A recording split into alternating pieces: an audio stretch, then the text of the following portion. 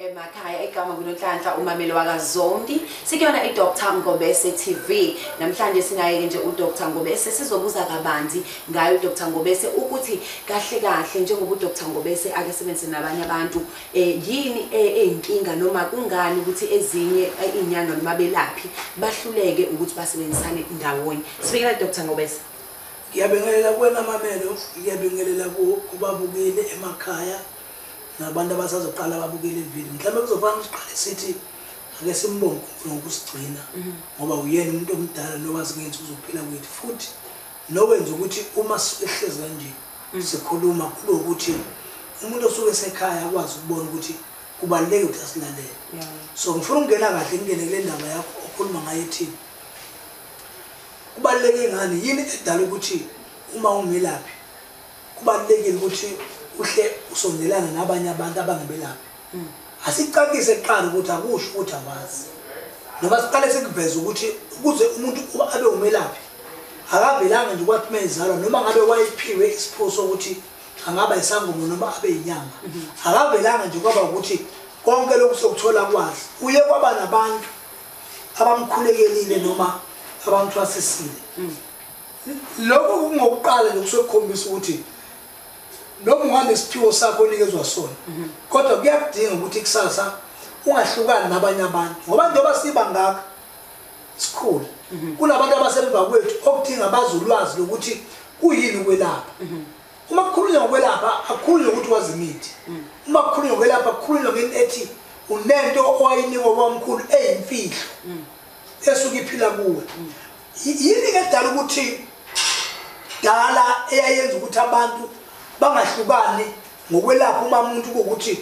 uma ukuthi umuntu ufika umuntu onesifo uyagula uyabona ukuthi usezamile ukulapha kube ukuthi bese yaphuma eyokuxoxela omunye umelaphi mhlambe amaziyo noma amlayela ukuthi lokhu ngibhekela ukuthi nginomuntu engimelapha ekhaya mhlambe uphethwe zinyawo sengizamile zathi ukubohla kodwa manje ziyaxebuka. So ngalo ngibukela ukuthi ngoba ngibona ngathi zifuna ukungehlula kwabe siyona ihlazo kudala ukuthi uye kwenye inyanga sekumanje ngoba abantu abangeke belapha manje bekusebenzisa kakhulu umona nalokuthi nje omunye umuntu angafuni ukuthi kube sengathi akazi eyinto esuke idala lokho nokuthi uma uya kumuntu akusikona ukuthi awazi nokuthi uma usuke uhlangana nenye inyanga ikibiza musufika ukhombisa ukuthi ngathi ungcono wena iya kulowo muntu usukubizile ngaloko akudingela khona and bese kuba ukuthi niyakhuluma ngakho mhlambe afuna ukuthi usizakale ngakho noma ofana kube sengathi umsiza ngakho. Into esuke ibe yinkinga kakhulu ile sikhuluma ngayo manje ukuthi ubunyanga lathi mase ngaqondisa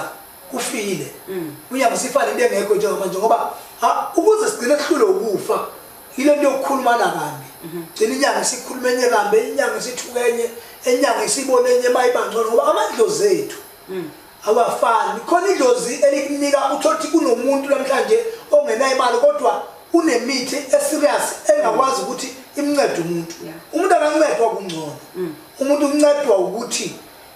wena unaluphi ulwazi wakuthola obamkhulu akhulisa lona bese kuba ukuthi uma uthola umuntu noma kukhulunyiswa ngami ukuze mina ngibe umuntu ongathi abantu bakhona ukungibona manje kwabana abantu mina kunomuntu engasondelana naye owakwazi ukuthi akukhombisa ukuthi akanawo umona mhlawumbe kube umuntu uyakwazi ukuthi khulunywa ngabe ngiyasho but ke angeke bayazi abantu abaningi abaqala ukungibona mhlawumbe ngibona ukuthi baqala ukungibona ngingakaveli kuma-social media bekuthi ubani umuntu bengizonile kwakhe babekhona abanye abantu bekhona ngaphambili but abathandanga ukunginika imfihlo yokuthi ukuze uphile kufanele wenzeni. So izinto engithemba ngiyibuka ngayibona ukuthi lo muntu wethu akanawo umona and engenawo umona nje uwenzile into ethi ikhona into endala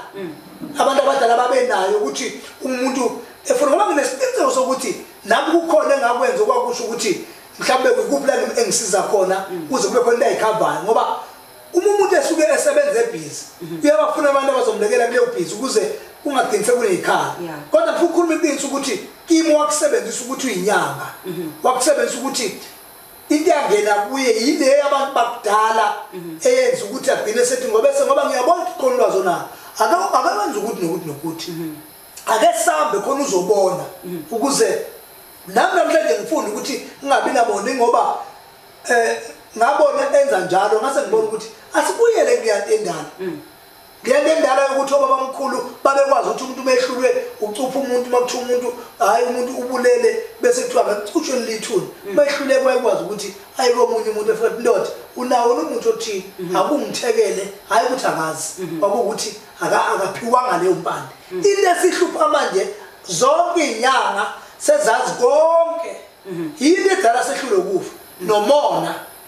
Alright, ngiyakuzwa nje kakhulu baba uNgobese. Asike simbone uDr Ngobese lapha yana kwamanye ama video akhe enkundleni zokuxhumana. uDr Ngobese usuke enaba belaphi abahlukahlukene okanye izinyanga ezahlukahlukene, but the theme sengiyitholile encane ukuthi uDr Ngobese wathatha ulwazi from someone akade emnikezile naye wacobelela wadlulisela phambili. So Dr Ngobese sike sibone kwesinye isikhathi kukhona abanye abayinyanga noma abelaphi besintu ojwayele ukuthi ube nabo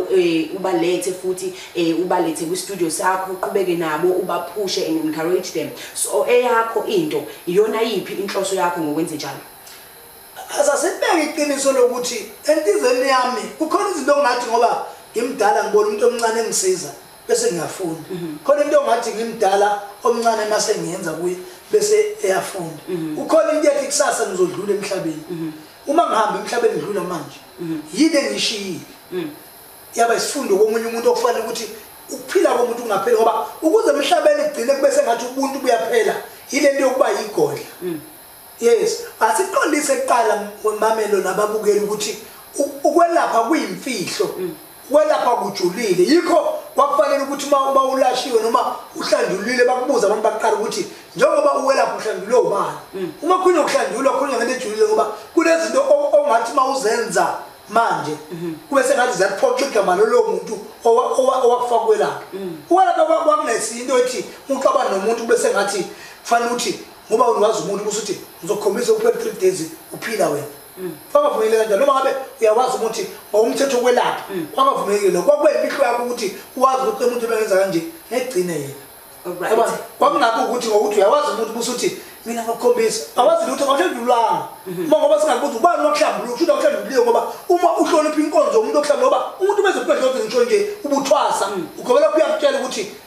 fanele ukwenza ukuthi nokuthi uyazi uma ungase wenze into kanje uma ngase kube ukuthi uthola esigodlweni ulala nabantu uma uyindoda uphuthusiwe sulana namathwasala uma uthola ukuthi uyisangomakazi uthothi ulala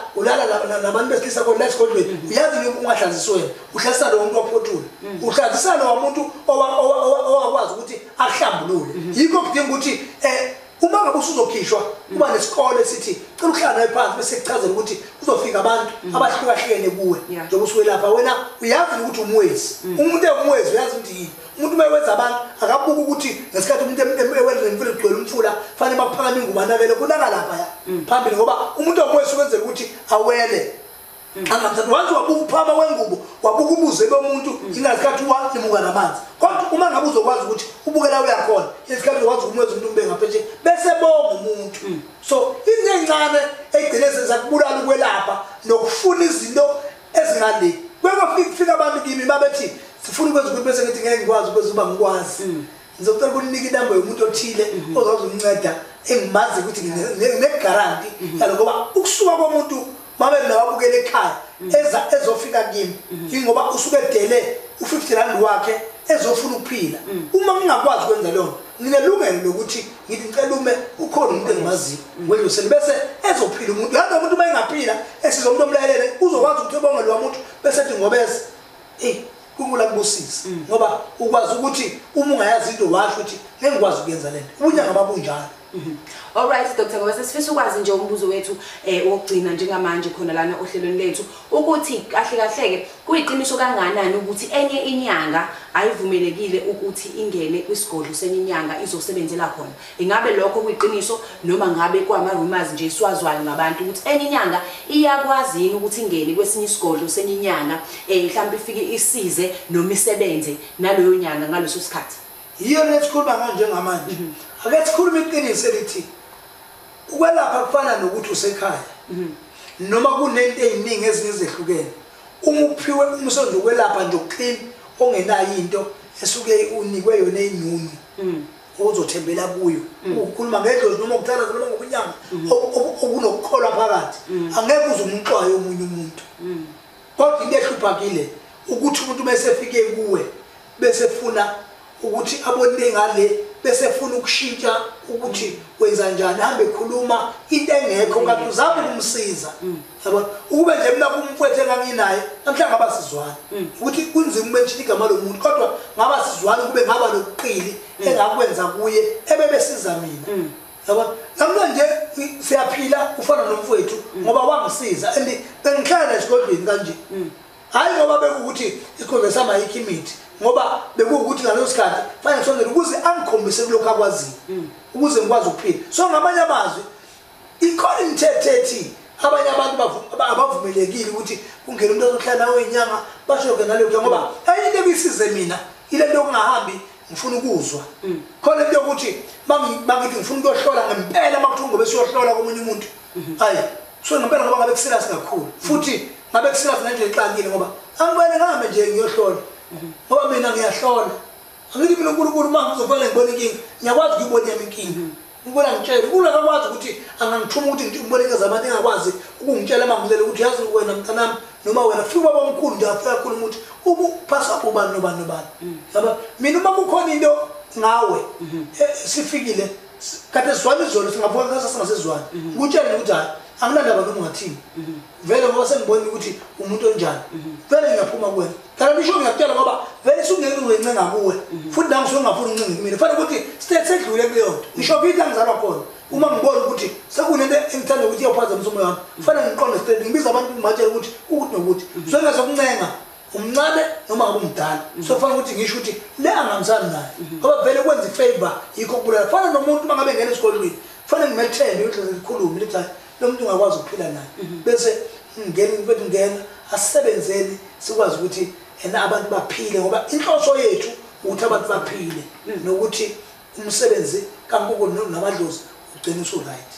Alright, sibonge kakhulu kuyena uDr Ngobese nje ade sikhuluma ngokusizana nokuthi ke kwazi ukuthi ke abelaphi baqhubekisane phambili ukuze bakwazi ukuthi baphilise abantu ngakho nje sisho namanje sithi abaphila abantu uDr Ngobese uyatholakala ku all social media platforms Facebook, Twitter, Instagram as uDr Ngobese kanti uyakwazi futhi ukumthola ku www.drngobese@gmail.com kanti futhi uDr Ngobese uyakwazi ukumthola 43 Hippo Road every Monday to Friday usuke khona nje uyakwazi futhi ukumWhatsApp noma umfonele ku 078 191 1010 abaphila abantu.